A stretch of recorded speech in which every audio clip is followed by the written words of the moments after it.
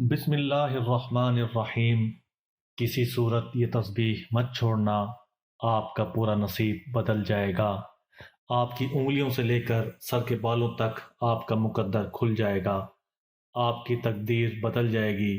محترم ناظرین، آج میں آپ کی خدمت میں ماہ رمضان کا ایسا عمل شیئر کروں گا، ایسی تسبیح شیئر کروں گا، ایسے کلمات شیئر کروں گا جن کی برکت سے انشاءاللہ بفضل خدا رب کریم آپ کو ہر کامیابی سے مستفید فرمائے گا۔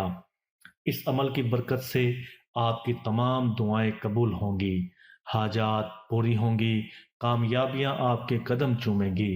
اور یاد رکھیں، کامیابی کسی قسم کی بھی ہو سکتی ہے، کاروبار کی بھی ہو سکتی ہے، امتحانات میں پاس ہونے کے لیے، انٹرویو میں پاس ہونے کے لیے، بیرون ملک جانے کے لیے، یا کسی بھی قسم کی ترقی حاصل کرنے کے لیے، کامیابیاں حاصل کرنے کے لیے، کاروبار کو عروج پر لے کے جانے کے لیے، تنگ دستی و غربت کو ختم کرنے کے لیے، بندش و رکاوٹوں مشکلات کو ختم کرنے کے لیے بھی آپ اس عمل کو، اس وظیفہ کو پڑھ سکتے ہیں۔ اور یاد رکھیں، اگر آپ اس عمل کو، اس وظیفے کو کسی بڑے کاروباری پروجیکٹ کے لیے کریں گے، انشاءاللہ اس میں بھی آپ کو ضرور کامیابی ملے گی، بشرطے کہ عمل آپ نے یقین کامل کے ساتھ پڑھنا ہے، کیونکہ یہ وظیفہ زندگی کو خوشحال کر دے گا، آپ کے مقدر کو ضرور چمکائے گا، بشرطے کہ یہ عمل آپ نے کرنا ہے، یقین کامل کے ساتھ پڑھنا ہے، اور دھیان، توجہ اور یکسوئی کے ساتھ پڑھنا ہے، دل لگی کے ساتھ پڑھنا ہے۔ پھر آپ نے اللہ سے مانگنا ہے، انشاءاللہ رب کریم آپ کو دنیا اور آخرت کی ہر وہ خوشی عطا کرے گا، ہر وہ کامیابی عطا کرے گا جس کی آپ کو ضرورت اور طلب ہے۔ یہ ایسے کلمات ہیں، یہ ایسا وظیفہ ہے جس کی برکت سے آپ کی پوری زندگی کا مقدر ہی بدل جائے گا، زندگی آسان ہوگی، زندگی خوش ہوگی، آپ جو منہ سے بات نکالیں گے آپ کی وہ بات پوری ہوگی، جو دعا مانگو گے وہ دعا پوری ہوگی۔ یاد رکھیں، یہ وظیفہ، یہ تسبیح سر سے لے کر پاؤں تک آپ کے نصیب کو چمکا کر رکھ دے گا، آپ کا مقدر بدل جائے گا، تقدیر بدل جائے گی، نصیب کے بند تالے کھل جائیں گے۔ اور یہ تسبیح آپ کسی صورت بھی مت چھوڑیں، یقین کامل کے ساتھ پڑھیں، اپنے مقدر کو چمکتا ہوا، تقدیر کو بدلتا ہوا، اور اللہ کی غیبی مدد کو آسمان سے اترتا ہوا خود اپنی آنکھوں سے دیکھیں۔ آج کی ویڈیو میں آپ کو قرآنی کلمات کا ایک ایسا مجرب اور قیمتی وظیفہ بتاؤں گا جس کو آپ اپنے کسی بھی حاجت کے لیے کریں گے تو انشاءاللہ آپ کی وہ حاجت پوری ہوگی۔ بہت ہی لاجواب عمل ہے، اس کو آپ نے کسی صورت مس نہیں کرنا۔ حسبنا اللہ و نعم الوکیل، یہ وہ خاص وظیفہ ہے۔ اور یہ کرنا کیسے ہے دوستو؟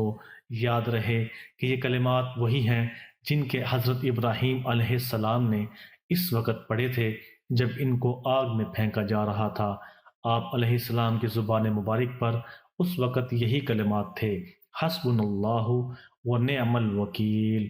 پیارے بھائیوں، یہ واقعہ کچھ اس طرح سے ہے کہ جب حضرت ابراہیم علیہ السلام نے اپنی قوموں کے بتوں کو توڑ ڈالا تو اس پر نمرود سخت برہم ہوا، اور اس نے حکم دیا کہ بہت بڑی آگ جلانے کا انتظام کیا جائے۔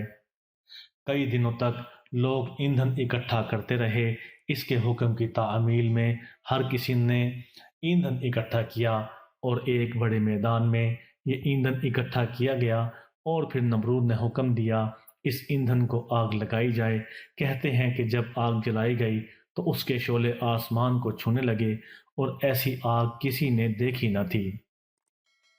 آسمان میں 3 میل فاصلہ پر بھی کوئی پرندہ اڑتا تو اس میں گر کر راکھ ہو جاتا۔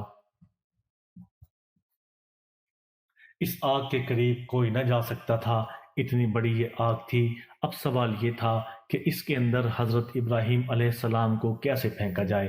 تو اس وقت حزان نامی ایک شخص نے منجنیق بنائی جو اس سے پہلے کسی نے نہیں بنائی تھی، اور لوگوں نے حضرت ابراہیم علیہ السلام کو پکڑا اور رسیوں میں جکڑ دیا۔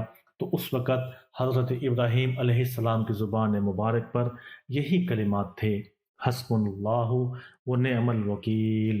اے میرے مالک، تو ہی ہے، تو ہی میرا معبود ہے، تیرے سوا کوئی نہیں ہے، تو ہی میرے لیے کافی ہے، تو ہی میرا کارساز ہے اور تجھ پر ہی میرا بھروسہ ہے۔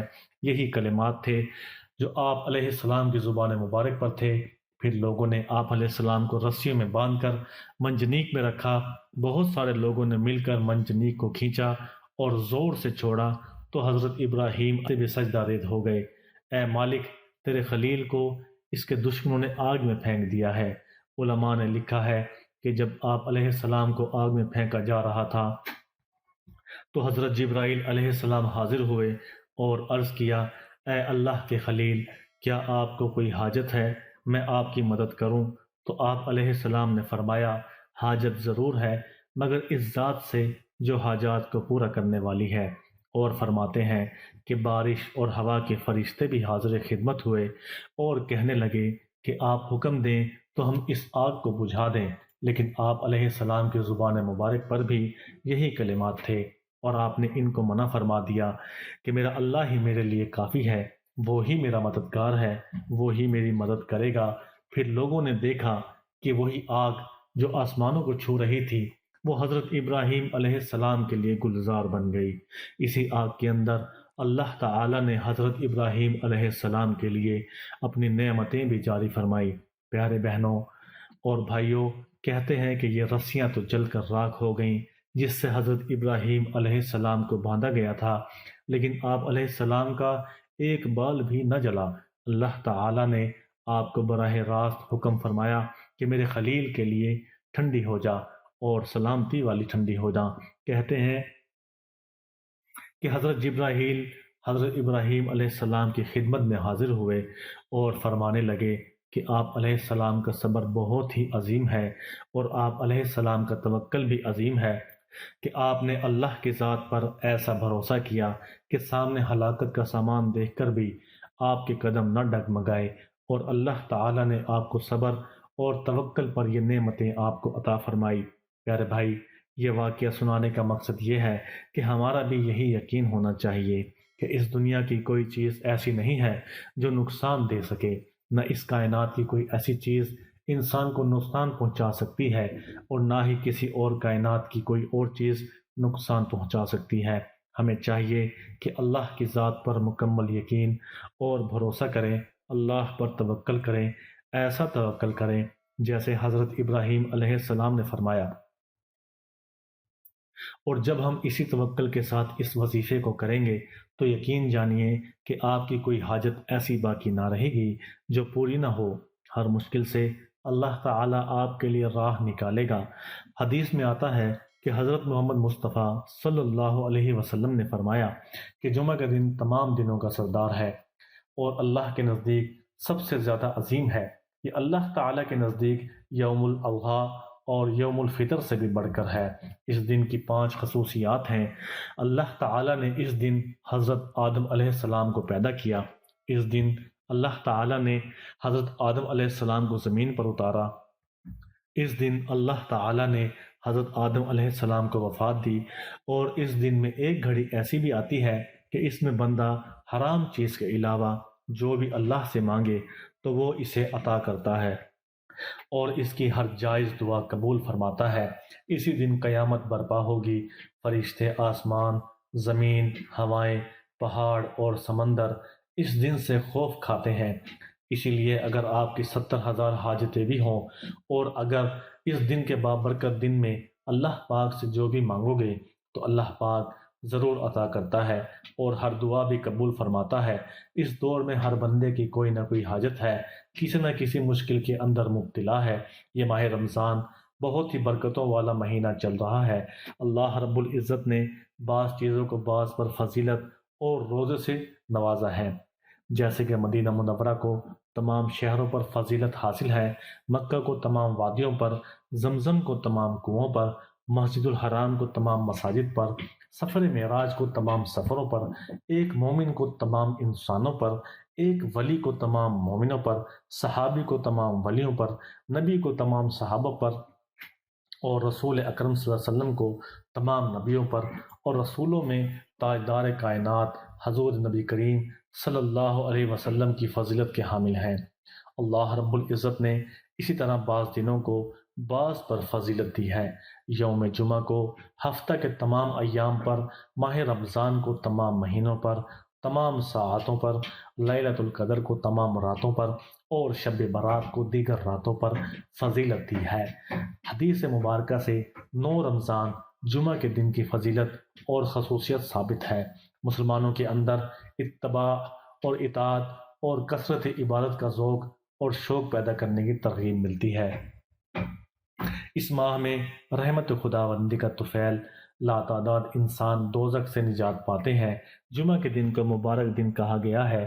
تو چلتے ہیں ہم آپ آج کے اپنے وظیفے کی جانب، اور آپ کو بتاتے ہیں کہ آپ نے وظیفہ کیسے کرنا ہے۔ یاد رہے کہ یہ وظیفہ آپ اپنے کسی بھی مقصد کے لیے کر سکتے ہیں، رزق کے لیے، روزگار کے لیے، اولاد کے لیے، اولاد کی نافرمانی کے لیے، کاروبار کے لیے۔ کوئی بھی مقصد ہو جو پورا نہیں ہو رہا، بس پورے یقین کے ساتھ یہ وظیفہ کیجئے۔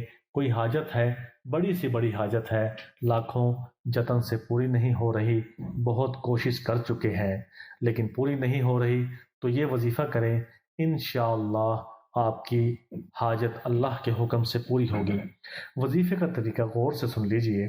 یہ وظیفہ آپ کسی بھی وقت اور آج دن کر سکتے ہیں، کوئی خاص وقت اس کے لیے مقرر نہیں ہے۔ چاہے تو فجر کی نماز کے بعد کر لیں یا رات کو کسی وقت کر لیں، دن میں کرنا چاہیں تو دن میں کر لیں۔ البتہ یہ بات یاد رہے کہ وظیفہ آپ نے باوضو حالت میں کرنا ہے، اور وظیفے کو کسی ایسی جگہ پر کریں جہاں آپ کو یکسوئی حاصل ہو۔ سب سے پہلے پیارے آقا صلی اللہ علیہ وسلم کی ذات پر درود پاک پڑھنا ہے۔ 3، 5 یا 7 مرتبہ درود پاک پڑھیں، اور اس کے بعد ایک تسبیح 100 دانوں والی پر یہ کلمات حسبنا اللہ و نعم الوکیل پڑھیں، اور آخر میں دوبارہ اپنے آقا صلی اللہ علیہ وسلم پر درود پاک پڑھنا ہے۔ اور اسی طرح سے اس عمل کو مکمل کر لینے کے بعد آپ نے اللہ تعالیٰ کے حضور سربہ سجود ہو جانا ہے، اور اپنی مقصد، اپنی حاجات، اپنی پریشانی یا مشکل کے لیے دعا مانگنی ہے۔ آپ یہ وظیفہ کر رہے ہیں، یاد رہیں جتنا یقین اور اللہ کی ذات پر توکل کے ساتھ یہ وظیفہ کریں گے، اتنی جلدی نتائج آپ کے سامنے آئیں گے۔ تو دوستو، یہ تھی ہماری آج کی ویڈیو۔ دعا ہے کہ اللہ تعالیٰ میرا سنانا، آپ کا سننا اپنی بارگاہ خدا